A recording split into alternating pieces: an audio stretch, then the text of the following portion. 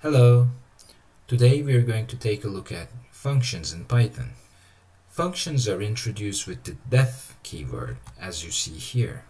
They are followed by a space, as you can see here, and the space is followed by the function name. Here it is fn.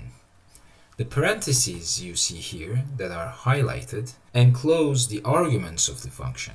That is, the parameters that the function uses inside. You can annotate these arguments with types.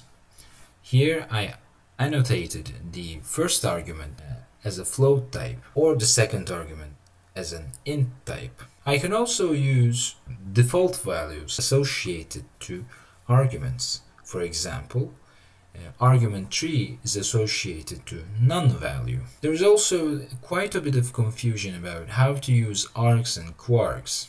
Basically, args is, you can treat args as a list and kwargs as a dictionary.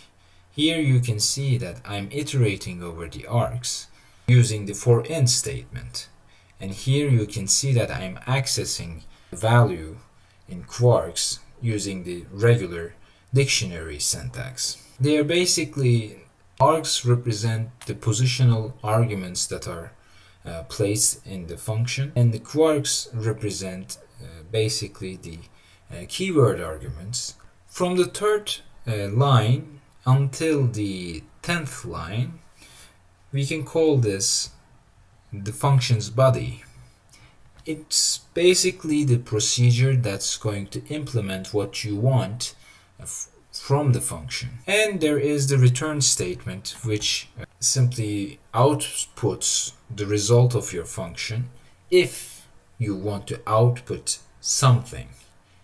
If you don't put the return statement, Python would automatically assume that your function returns none as a value, none as in the case of argument 3.